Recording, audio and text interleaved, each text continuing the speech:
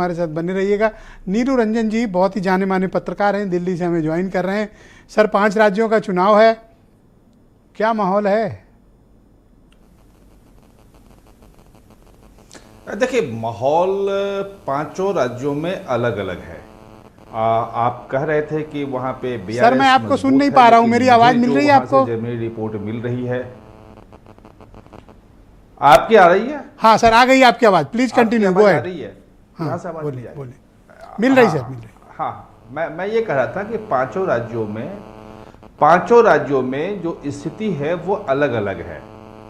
पहले सबसे बड़ा अगर आप मध्य प्रदेश में लेंगे तो मध्य प्रदेश में 20 साल के बाद भी अगर भाजपा फाइट में है, लड़ाई में है, तो ये इसकी तारीफ करनी पड़ेगी कि हाँ, वो चुनाव लड़ रही है और वो नई रणनीति की तरह लड़ रही है। कोई पहली बार इतनी सारी सीटों पे उसने चुनाव की घोषणा के पहले ही प्रत्याशी उतार दिए, केंद्रीय मंत्री उतार दिए, सांसद उतार दिए, सारा कुछ उतार दिया। ये दिखा रहा है कि एक नई रणनीति के तहत चुनाव जीतने के लिए भाजपा आ रही है, 20 साल के बाद भी, एंटी इनकम्बेंसी के बाद भी। और अगर आप मध्य प्रदेश का देखेंगे तो पिछली बार जो बसपा को जो 7-8% वो मध्य प्रदेश में वोट मिल रहा था, वो 2% से नीचे चला गया और वही जो 5% वोट है वो कांग्रेस को बढ़ा, जो 42% तक पहुंचा। और भाजपा से फिर भी 0.1% वोट परसेंटेज कम रहा पिछले विधानसभा चुनाव में, और सीटें 5 ज्यादा हो गई जी, कम होने के बावजूद भी।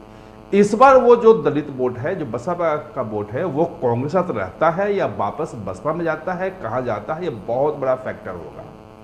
दूसरी बात मैं कह रहा हूं कि जो जिस पे ध्यान देना चाहिए कि महाराष्ट्र, गुजरात, मध्य प्रदेश और राजस्थान का जो इलाका है सटा हुआ, जो सीमावर्ती इलाका, वहां पे जो आदिवासी समाज है वो एक जैसा वोटिंग पैटर्न करता है और अभी तक आज़ादी के बाद से वो कांग्रेस का वोटर रहा है।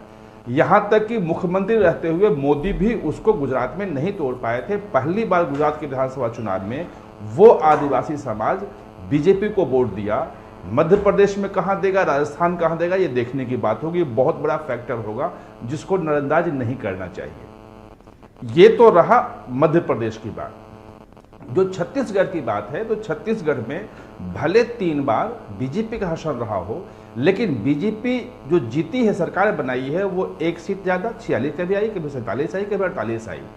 0.1, 0.2, 0.3% ज्यादा वोट आए। वो तब आए जब अजीत जोगी की पार्टी खड़ा होती थी और उनको जो वोट मिलता था 8-9% मिलता था। यानी कि बीजेपी संगठन के रूप में छत्तीसगढ़ में हमेशा कमजोर रही, भले 15 साल सत्ता में हो। कांग्रेस छत्तीसगढ़ में मजबूत स्थिति में है, लेकिन पिछले 3 महीने अगर आप देखेंगे तो जो बीजेपी 20-22 सीटें के लिए सोच रही थी कि आ जाए तो बहुत बड़ी बात होगी, 5-7 सीटें बढ़ जाएगी, पिछली बार 15 आई थी जी, इस बार 20-22 आ जाएगी, अब 34-35 पे अपने आप को देख रही है, यानी गैप कम कर रही है बीजेपी।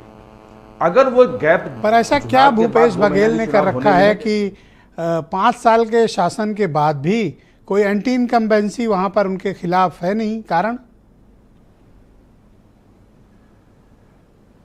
अब एंटी इनकम्बेंसी नहीं है, क्योंकि बघेल वही काम कर रहे हैं जो भाजपा करती है। जिस हिंदुत्व के मुद्दे पे भाजपा आगे जाती है, जिस ओबीसी और आदिवासी वोट पे भाजपा ध्यान दे रही है, वहां ओबीसी वोट बहुत ज्यादा है, ओबीसी समाज से खुद आते हैं, और हिंदुत्व के जितने टोटके हैं वो भाजपा से ज्यादा बघेल खुद अपना रहे हैं। तो इसलिए अभी तक बघेल को वहां हराने का कोई फॉर्मूला भाजपा को दिख नहीं रहा है।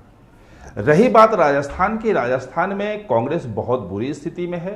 वहां में कि ये बीजेपी कांग्रेस ये मुकाबला नहीं कर पाते हैं, एक तरफा रहता है वहां पे चुनाव। नहीं, एक तरफा रहता था। उसके पीछे देखना पड़ेगा कि पहला जो केसीआर ने चुनाव लड़ा वो तेलंगाना बनने के बाद लड़ा, तेलंगाना बनाने में उनका योगदान था, उसके बल पे लड़ा। लेकिन दूसरी बार जो चुनाव लड़ा तो कांग्रेस की गलती ये रही कि कांग्रेस ने टीडीपी के साथ समझौता करके साथ में 2018 में कैंडिडेट आए थे, दोनों साझा उम्मीदवार उतारे थे, उनके गठबंधन था, जो तेलंगाना बनने का विरोध कर रहे थे।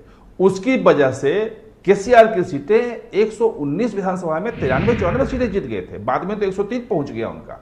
तो ये बड़ी जीत उनकी साबित हुई। बीजेपी वहां कहीं नहीं है सर, एक सीट है बीजेपी में, सिर्फ एक सीट बीजेपी की है वहां पे, और 6 या 7 कांग्रेस बिल्कुल एक थी, लेकिन बाकी सब बीआरएस है। लेकिन लेकिन ब्रजेश जी मैं उसके तुरंत बाद 6 महीने बाद जो 2019 का इलेक्शन हुआ लोकसभा का, उसमें बीजेपी के जो वोट है वो 19.5% हो गया और 4 सीटें जीत गई। और वो इसलिए हुआ कि टीडीपी जो वहां पे मतलब एक रेड्डियों का जो बड़ा वर्ग था उनके तरफ था, उसने वहां पे कैंडिडेट नहीं उतारे, वो अपने आप को पीछे विड्रॉ कर लिया।